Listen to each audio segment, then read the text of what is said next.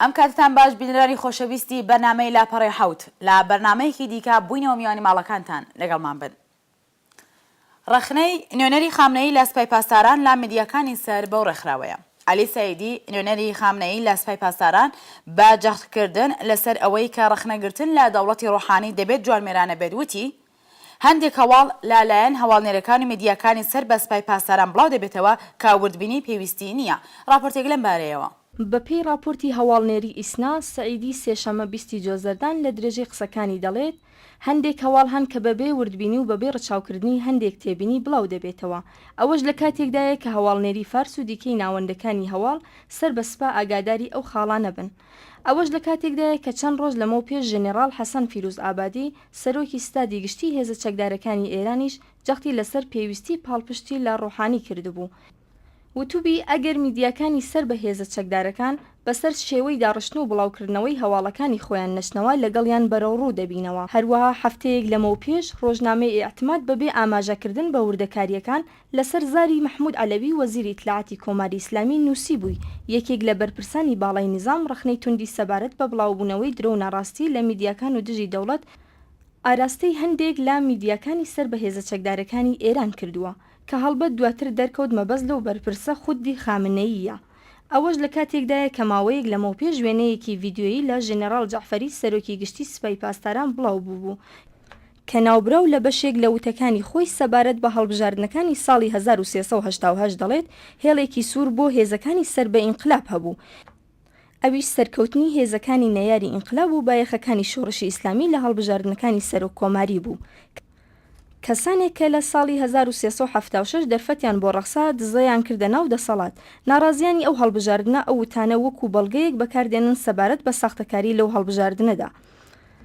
هەر سەبارەت بە ئێران دوای 11 کاتژێر و توێژی چڕوپل لە نێوان نوێنەرانی کۆماری ئیسلامی گروپی 501 عەباس عێراقچی دەڵێت هەر جیاوازی و ناکۆکیەکان لە جێی خۆیان ماونەتەوە. لە هەمان کاتدا لۆران فابیۆس وەزیری دەرەوەی فەرانسە دەڵێت کێشەی سەرەکی دانوستانەکان ڕێژەی سانتریفیوژەکانی ئێرانە. بەپێی راپۆرتی ڕیوتێرس فابیۆس لە وتوێژ لەگەڵ رادیۆیەکی ناوخۆی وڵاتەکەی وتویە ئەگەر ئێران دەیەوێت لەگەڵ هێزە جیهانیەکاندا بگاتە ڕێکەوتی کۆتایی دەبێت واز لە خواستی خۆی بۆ هەبوونی هەزاران سانتریفیۆژ بێنێت. بەپێی ڕاگەیاندنی وەزیری دەرەوەی ئێران ئەو وڵاتە لە کاتی ئێستادا 19,000 سانتریفیۆژی هەیە کە 10,000 ئەکتیڤە.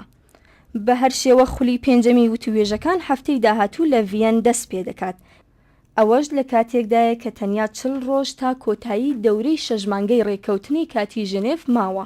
بڕیارە کە تا ئەو بڕوارە دوولایەن بگەنە ڕێکەوتنی کۆتایی. لەسەر راپۆرتەیە کە بڵاو بۆەوە دەبێت ئاماژە بە چەند خاڵ بکەین. یەکەم ئەوەی کە ئەگەرچی خامنەیی وەکو خۆی هەرگیز بە تەواوەتی ڕووی خۆشی بە ڕفۆرمخوازان یا هەر چەشنە ڕێکەوتن لە ئاستی دەرەوە و هەروەها کرانەوەیەکی هەر چەند بچووک لە ناوخۆ نیشان نەداوە، بەڵام مێژووی دوو دەی ڕابردوو سەلماندوویە کە ناوبرەو بەپێی بارودۆخی حکوومەتەکەی جاروبار هەڵوێستگەلێک بە پێچەوانەی هەست و خواستی خۆی دەگرێتە بەر. بۆ وێنە پاپشتی لە خاتەمەی لە کۆتاییەکانی دەی 1370 هەتاوی بوو کە تەنیا هۆکارەکەی هەلومەرجی هەستیاری ناوخۆیی بوو. ئێستاش و لەم کاتە هەستیارە کە کۆماری ئیسلامی پێویستێکی حیاتی هەیە بە نەمانی گەمارۆکان و چارەسەری کێشەی ئەتۆمی، خامنەیی دیسان هەڵووی داوا کە بۆ ماوەی کاتیش بێت ملکەجی هەندێک سیاسەت هەڵوێست و بڕیار بێت کە لەگەڵ ڕوانگەی ڕاستەقینەی خۆی نایەتەوە. بۆیە ڕوونە ئەوەی کە کەسانێک وەکو سەعیدی یان ژەنەرال فیروز ئابادی وەکو ڕەخنە ئاراستەی میدیاکانی سەر بە حکوومەتی دەکەن ڕاستیدا خواستی کاتی خامنەییە تاوەکو لەم دەورە هەستیارە دەرباز ببن. دووهەم هەمان ئەزمموی ساڵانی ڕابردوو خامنەیی سەلماندوویە کە ناوبراو بە هیچ شێوەیەک دۆستێکی بەوەفانیە بۆ هاوڕێیانی. نمونەی یەکەمی دۆستی هەرە نزیک و پاڵپشتی سەرەکی خۆی واتە ڕەفسنجانیە دوای ئەوەی کە خامنەیی بە یارمەتی هاشمی بوو با ڕێبەری کۆماری ئیسلامی بە شوێنەیی ناوبراوی لە دەسەڵات دوورخستەوە تا ئەوەی کە بە تەواوەتی تەریک کەوتەوە.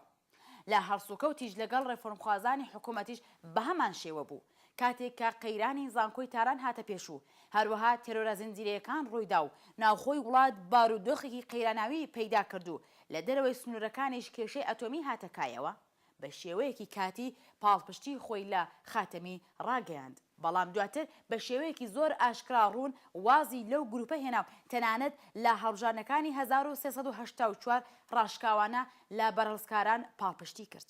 ڕۆنان لە کاتی ئێستادا و بەهەبوونی قەیرانێکی ئابووری قوڵ و بێوێنەیە بۆ خۆی دەزانێت تا گەیشتن بە ڕێکەوتنێک لەگەڵ ڕۆژ ئاوا دەبێت لایەنگری لا بڕیارەکانی ڕۆحانی بکات بەڵام بێگومان لایەنە ڕێفەرمخوازەکان باش دەزانن ئەوە کاتیە و نابرا و لە یەکەمین دەرفەتدا لە هیچ یەکیان خۆش نابێتەوە. و بەڵام بچینە عێراق و داعش دەست بەسەر موسڵ دەگرێت و بەرەو کەرکووک دەڕات. هەواڵنێرەکان ڕۆژی سێشەمە 20 جۆزەردان لەسەر زاری ئەسیر ئەلنەجۆفی پارێزگای نینەوە هەواڵی داگیرکردنی شاری مووسڵێن لەلایەن هێزەکانی گروپی تونڕەوی دەوڵەتی ئیسلامی عێراق و شام بڵاو کردەوە. لەم پەیوەندەدا ڕاپۆرتێک دەبینین. ئەوەش لە کاتێکدایە کە ئێوارەی دووشەممە 19 جۆزەردان هێزەکانی داعش بینای پارێزگاری نینەوەیان گەمارۆدا بوو لە حاڵێکدا کە خودی پارێزگاری ئەو پارێزگایە لەناو بیناکە بوو بەڵام دواتر توانی هەڵبێت. ناوبراو لە خەڵکی شارەکە خوازیاری ئەوە بوو چەک هەڵگرن و لەگەڵ چەکدارانی داعش بەشەڕ بێن. وێنە تەلەڤیزیۆنەکان ئەسیل ئەلنۆجەیفی لە کاتێکدا کە چەکی هەڵگرتووە و لە شەقامەکانی شار هاتوچوو دەکات بڵاو دەکەنەوە. چەکدارەکانی داعش لە مانگی یەکەمی ئەمساڵی زاینی کنترۆڵی بەشگەلێک لە پارێزگای ئەنبار لە ڕۆژاوای عێراقیان بەدەستەوە گرتووە و لەگەڵ یەکەکانی ئەمنی و هێزەکانی سەر بە نووری مالکی بەشەڕ هاتوون. گروپی دەوڵەتی ئیسلامی عێراق و شام هەروەها کنترۆڵی بەشی ڕۆژاوای ناوچەی ئەلشەرقات لە باکووری تکریتیان گرتووەتە دەست و ئیداراتی حکومی و بنکەکانی پۆلیسیان داگیر کردووە. هەواڵنێری فەرەنسەش لەسەر زاری یەکێک لە هێزەکانی پۆلیسی عێراق راپۆرتی داوە کە هێزەکانی داعش 4 ناوچەی حەویجە، زاب، ڕیاز و عەباسیان لە ڕۆژاوای پارێزگای کەرکووک داگیر کردووە. هەروەها بە پێی راپۆرتەکان لە نێوان هێزەکانی پێشمەرگەی کوردستان و داعش شەڕ هاتووەتە ئاراوە کە هەڵبەت هێزی پێشمەرگەی کوردستان توانیویانە کۆنترۆڵی سەدی مووسڵ لە داعش بسێنن. لە هەواڵێکی دیکەدا هێزەکانی ئۆپراسیۆنی دێجلا کە سەر بە سوپای عێراقن لە ناوچەی کەیوان کە سەر بە پارێزگای کەرکووکە بە تەواوی کشایەوە و هێزەکانی پێشمەرگا شوێنیان گرتنەوە. سەرچاوەیەکی ئاگادار بە خەندانی ڕاگەیاند بەهۆی ئەو تێکشکانە دەرونیەی سوپاوە لە زۆربەی ناوچە جیاجیەکان هێزەکانی سوپای عێراق شوێنەکانیان چۆڵ دەکەن و هەڵدێن. لە ناوچەی کەیوان لە کەرکووک فێرقەی 12 سوپای عێراق و هێزەکانی ئۆپەراسیۆنی دیجلا بارەگاکانیان چۆڵ کرد و هێزی پێشمەرگەی کوردستان دەستیان بەسەر بارەگاکانیاندا گرتووە. چاوەڕوان دەکرێت لە تەواوی ناوچە کوردستانیەکانی دەرەوەی هەرێمی کوردستان سوپای عێراق پاشەکشە بکات و وەک بڕیارە هێزەکانی پێشمەرگە ڕاست پێدراون تا دوا سنووری جۆغرافیای کوردستان کۆنترۆڵ بکەن. فەرماندەیەکی سوپای پێشمەرگا باز لە ڕوبەڕووبوونەوەیان لەگەڵ داعشدا دەکات لە ناحیەی سنوونی سەر بە قەزای شنگال لە پارێزگای مووسڵ و دەڵێت هێزێکی گەورەی داعش لەو ڕوبەڕووبوونەوەیدا تێکشکاون. لیوا عەبدوڕەحمان کەورینی فەرماندەی سپیلەک لە لێدوانێکدا بۆ سایتی پارتی دیموکراتی کوردستان ڕایگەیاند لە ناحیەی سنوونی سەر بە قەزای شنگال لە پارێزگای مووسڵ هێزی پێشمەرگا لەلایەن چەکدارانی داعشەوە پەلاماردراوە بەڵام دوای ڕوبەڕووبوونەوە لەگەڵیاندا توانراوە هێزەکەیان تێک بشکێنرێت کە نزیکەی 20 ئۆتۆمۆبیلی سەربازیان پێبوو ئێستاش 4 بۆ 5 کوژراویان هەیە بەڵام بەهۆی شەڕەوە هێشتا ئاماری تەواو لە بەردەستدان نییە. پێشتریش سەرچاوە ئەمنیەکانی پارێزگای مووسڵ ئاماژەیان بەوەدا بوو. هێزەکانی پێشمەرگا ناوەندێکی گەورەی سەربازیان لە ڕۆژاوای شارەکە کۆنترۆڵ کردووە کە پێشتر کەوتوبووە ژێردەستی چەکدارانی داعش. سەرکردەیەکی باڵای سەربازی عێراق تایبەت بە خەندانی ڕاگەیاند کەمێک لەمەوبەر شاری تکریت بە تەواوی لە دەستی سوپای عێراقی دەرچوو لە ئێستادا چەکدارەکانی داعش شارەکەیان کۆنترۆڵ کردووە. ئەمە دوای ئەوەی دەستیان کرد بەسەر فڕۆکەخانەی زەلوعیەی سەربازیدا. لەلایەکی دیکەوە فراکسیۆنی سەوزی یەکێتی نیشتمانی کوردستان لە پارلەمانی کوردستان داوا دەکات بە پەلا هێز ڕەوانەی ناوچەکانی دەرەوەی ئیدارەی هەرێمی کوردستان بکرێت بۆ پاراستنی گیانی هاوڵاتیان. لەو بەیاننامەیەدا هاتووە ڕەوشی ناوچە کوردستانیەکانی دەرەوەی هەرێم نالەبارە و هەڕەشەی تیرۆریستان و نەبوونی ئیرادەیەکی سەربازی و ئەمنی بۆ دیفاعکردن لە خاک و خەڵکی ئەو ناوچانە دۆخێکی پڕمەترسیداری دروست کردووە بۆ پاراستنی ئەو خەڵکە ڕەسەنە و بەرگریکردن لە ناوچە دابڕاوەکانی کوردستان پێویستە هێزی پێشمەرگا بەرەو ئەو ناوچانە بڕۆن.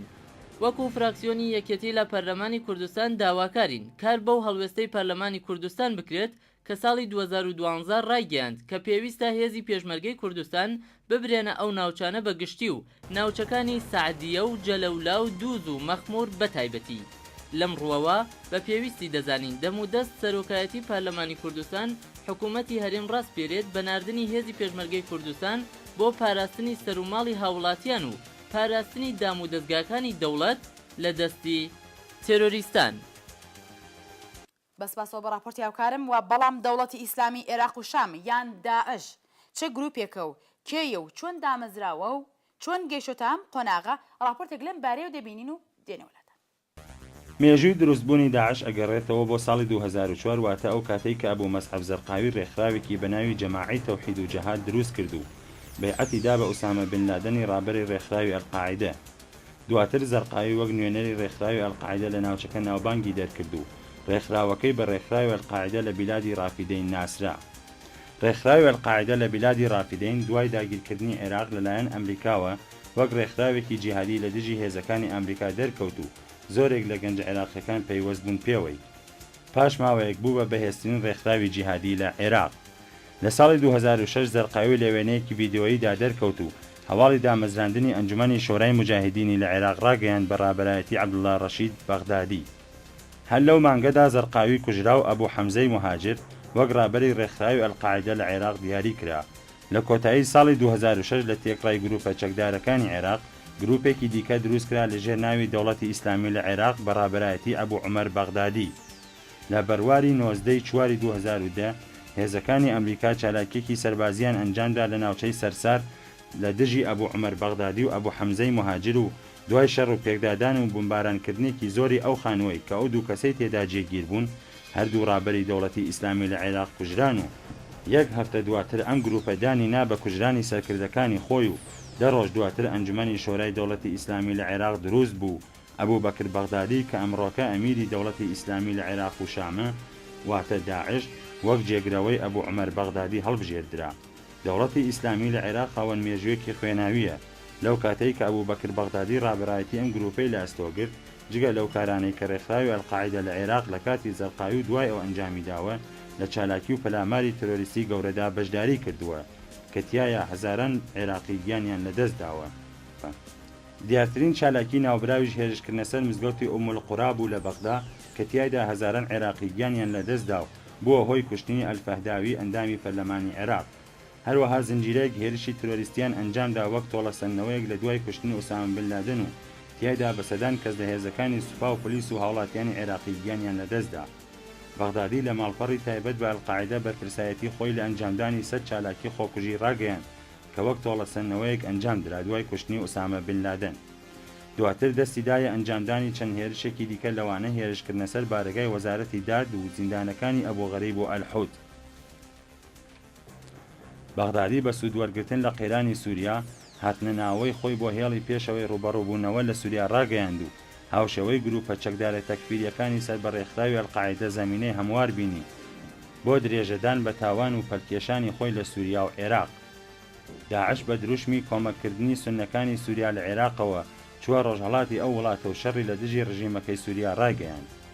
بوونی ڕێکخراوی ئەلقاعیدە لە سووریا هاوکات بوو لەگەڵ دەرکەوتنی بەرەی ئەنوسرە بە ڕابەرایەتی ئەبوو محەممەد ئەلجۆلانی لە کۆتاییەکانی ساڵی 2011 بە ڕاگەیاندنی بەیعەتدانی بەرەی ئەنوسرە بە ڕێکخراوی ئەلقاعیدە لە ئەفغانستان بە ڕابەرایەتی زەواهری لە دەستگاکانی ڕاگەیاندندا باس لە پەیوەندیەکانی بەرەی ئەنوسرە لەگەڵ دەوڵەتی ئیسلامی عێراق کرا و بەرەی ئەنوسرە وەک درێژەکراوەی دەوڵەتی ئیسلامی لە عێراق ناسێندا و ئەبوو بەکر بەغدادی لە 9/1/2013 لە پەیامێکی دەنگیدا کە لە تۆڕی شموخەل ئیسلامدا بڵاوکرایەوە ڕایگەیاند کە بەرەی ئەنوسرە و دەوڵەتی ئیسلامی عێراق یەکیان گرتووە لە ژێر ناوی دەوڵەتی ئیسلامی لە عێراق و شام و هەر لەو کاتەوە چیرۆکی داعش دەستی پێکرد. ئەبوو محەممەد ئەلجەولانی ئەمیری بەرەی ئەنوسرە دوای ماوەیەکی کەم و لە پەیامێکی دەنگیدا باسی لە پەیوەندی خۆی کرد لەگەڵ دەوڵەتی ئیسلامی لە عێراق، بەڵام بێئاگایی خۆی و ئەنجومەنی شۆرای بەرەی ئەنوسرەی نیشاندا لە یەکگرتنی ئەم دوو گروپە لەلایەن بەغدادیەوە و ئەو هەواڵەی بە درۆ خستەوە و باسی لە بەیعەتدانی خۆی کرد بە ڕێکخراوی ئەلقاعیدە لە ئەفغانستان. دوای ئەوەی کە بەغدادی دەوڵەتی ئیسلامی لە عێراق و شامی ڕاگەیاند، ژمارەیەکی زۆر لە ئەندامانی بەرەی ئەنوسرە بەتایبەت لە شاری حەڵەب بوون بە ئەندام لە داعش و ژمارەیەک لە ئەندامانی ئەنجومەنی شۆرای مجاهدین بە ڕابەرایەتی ئەبوو ئەلئەسیر کە داعش کردووی بە ئەمیری حەڵەب و هەروەها ئەندامگەلێکی لە سوپای مهاجرین و ئەنسار بە ڕابەرایەتی عومەر چیچانی پەیوەندیان کرد بە داعشەوە. ژمارەیەک لە شەڕکەرەکانی پێشووی سوپای ئازادی سووریا و ئەندامانی جوڵانەوەی ئەحراری شام و تەوحیدیش پەیوەندیان بە داعشەوە کرد. داعش لە هەوڵیدا بۆ کۆنتڕۆڵکردنی ناوچەکانی باکوور و ڕۆژهەڵاتی سووریا لەگەڵ هێزەکانی کورد کەوتە شەڕەوە و بەتایبەت لە ناوچەکانی حەسەکە و قامیشلی و عەندان. داعش بەنیاز بوو لەم ناوچانەدا یاساکانی شەریعەتی ئیسلام پیادە بکات. داعش لەم شەڕانەدا چەندین تاوانی دژ بە کوردەکان ئەنجامدا و وەک کافر و هاوکاری بێگانەکان و ڕژیمی سووریا تۆمەتباری کردن. شەڕێکی توندی دیکە لە نێوان داعش و کوردەکان ڕوویدا کە لەم شەڕانەدا کوردەکان توانیان کۆنتڕۆڵی ناوچەکانی خۆیان بکەنەوە لە باکوور و باکووری ڕۆژهەڵاتی سووریا و هێزەکانی داعش لەو ناوچانە دەربکەن. داعش لە 2 مانگ لەمەوە بەرەوە ناوچەی کوردنشینەکانی ئابلۆقەدا و تا ئێستاش بەردەوامە. ڕەفاندنی 120 هاوڵاتی کورد بە ژن و منداڵەوە لە شاری عەزاز لە ڕیفی حەڵەب و کوشتنی کوردەکان لە کارەکانی دیکەی ئەم گروپەیە. لەسەر پرسی داعش و پەرستنی دەسەڵات و هێزی ئەو گروپە و سەرکەوتنەکانی ئەم دوایانەی دەبێت ئاماژە بە چەند خاڵ بکەین. یەکەم ئەوەی کە ئەگەرچی مێژووی ڕاستەقینەی ئەو گروپە دەگەڕێتەوە بۆ ساڵی 2004 و هاتنی قاعدە بۆ عێراق، بەڵام ڕاستی ئەوەیە کە ئەو گروپە بە چەندین هۆکار توانی لەم 2 ساڵی دواییدا بەو شێوە گەشە بکات و دەسەڵاتی خۆی بەسەر چەندین ناوچە لە هەرێمەکەدا بسەپێنێت. قەیران لە سووریە و بۆشایی دەسەڵات و سەقامگیری لە وڵاتە بۆ خۆی یەکێک لە سەرەکیترین هۆکارەکانە کە داعش بتوانێت بە ئاسانی هاتوچۆ بکات و ئەندامانی نوێ بگرێت و بیانگوازێتەوە و کاروباری خۆی ڕێک بخات. هەروەها سیاسەتەکانی حکوومەتی بەغدا لە بەرامبەر کەمینەی سوننە مەسەب لە عێراق دوای سەددام ناڕزایەکی بەرفراوانی لای ئەو خەڵکە دروست کردووە کە بۆ بەهاندەرێک بۆ پێشوازی هەندێک ئەشیرە سوننەکان لەو گروپە لە بەرامبەر حکوومەتی شیعە مەسەب و پاوەنخوازی مالکی. لەم نێوانەدا ململانەی هەرێمی لە نێوان تاران و حکوومەتانی سوننەی ناوچە و بەتایبەت عەرەبستانی جوای کردووە کە دەرفەت بۆ ئەو گروپە بڕەخسێنێت کە بەم شێوە گەشە بکات. هەروەها دەبێت ئەوەش ڕەچاو بکەین کە داعش لە هەموو وڵاتانی ئیسلامی هێز وەردەگرێت کە هاوکاری سەرەکی پەیوەستبوونیان بە بنەما ئاینەکان و ئەوەش وا دەکات کە ئەو گروپە بتوانێت لە ماوەیەکی کەم ئەندامێکی زۆر بۆ لای خۆی ڕابکێشێت.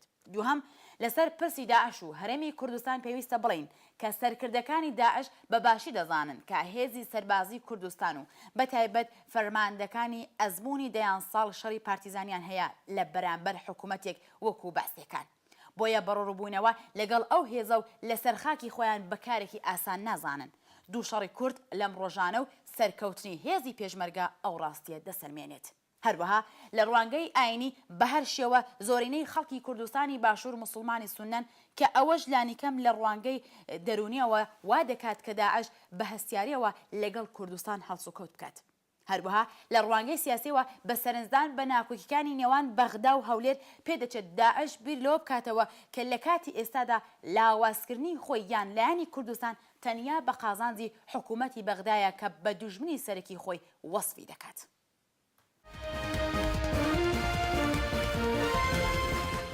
ئازیزان والێردا بچینە میسر و ڕێڕەسمی سوێن خواردنی سەر کۆماری نوێی مسر. عەبدولفەتاح سیسی فەرماندەی پێشووی ئەرتەشی میسر بە ڕەسمی وەکو سەر کۆماری میسر سوێندی یاسایی خوارد و لەو ڕەسمەشدا سپاسی عەرەبستانی کرد بە بۆنەی پاڵپشتی لە وڵاتەکەی. راپۆرتێک لەم پەیوەندەدا.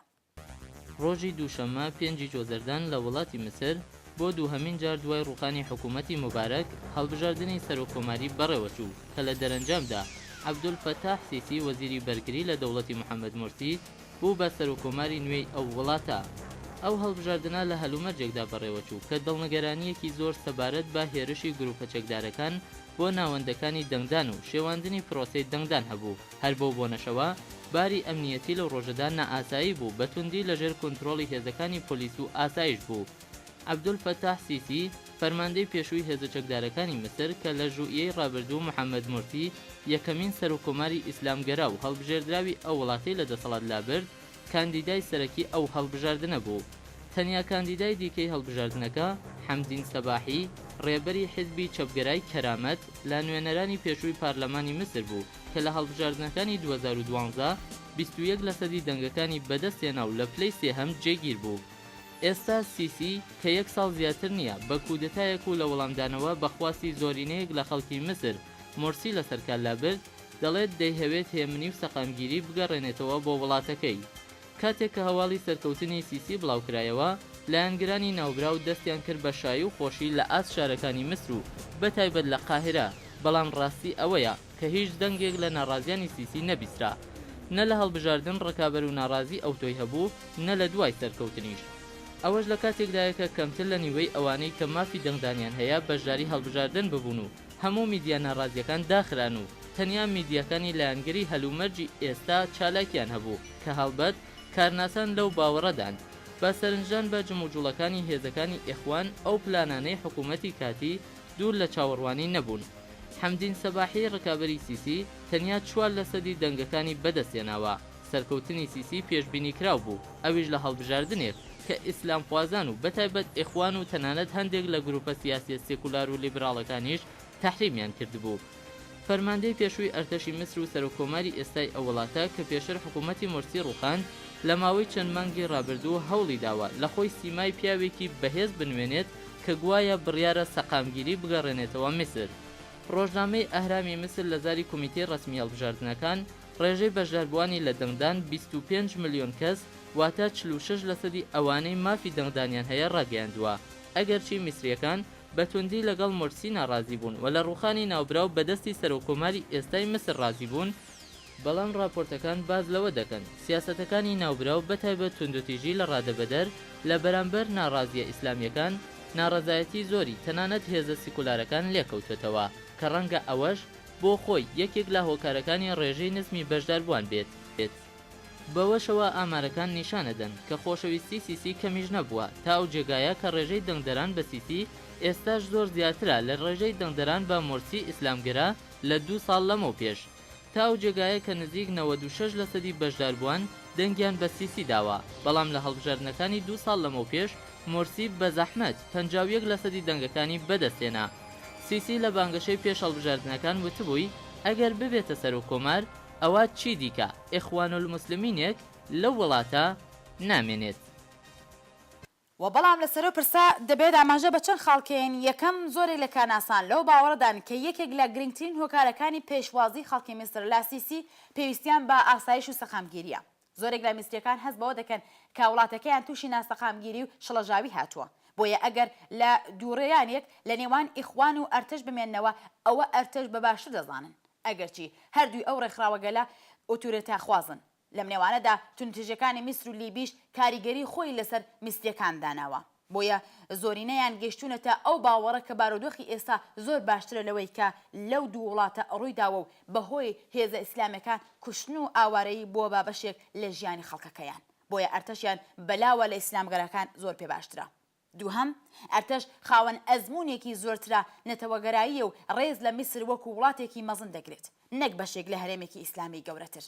بەواتایەکی دیکە ڕوانگەی ئەرتش بەرامبەر بە ئیسلامیش لەگەڵ ڕوانگەی زۆرینەی خەڵکی میسر ئەگەر یەکیش نەبێت زۆری لێ نزیکە. واستێهەم بارودۆخی ئابووری میسرە کە لە دوای هاتنی مورسی ڕووی لە خراپبوون ناوە. بەڵگەکان سەلمێنەری ئەو ڕاستیان کە ئەرتش توانایی زیاتری هەیە کە ئابووری میسر لەو قەیرانە دەرباز بکات. ئەوەش لە کاتێکدایە کە ئێستاش لە سەدا چلی ناوەندەکانی بەرهەمهێنان و ئابووری میسر لە دەستی ئەو ڕێکخراوەدایە.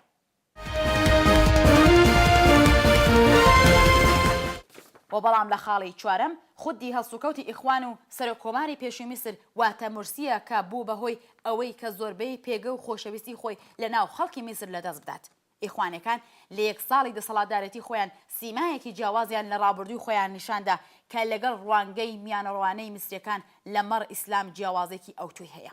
هەروەها ئیخوان دوای ئەوەی کە دەسەڵاتی گرتە دەست دەبووە هەوڵ بدات کە کێشە و گرفتەکانی میسر چارەسەر بکات و لەگەڵ گەندەڵی بێکاری و ناکۆکی دووبەرەکی ئاینی لە وڵاتەکەی بەڕوو بێتەوە، بەڵام بە پێچەوانەوە خۆی ڕووی لە گەندەڵی حیزبی کرد و زۆربەی پۆستە گرنگەکانی دایەت دەستی ئەندامانی خۆی و بۆ مانەوەی لەسەر دەسەڵات تەنانەت لەگەڵ ئەرتەش کەوتە مەعامەلەکردن.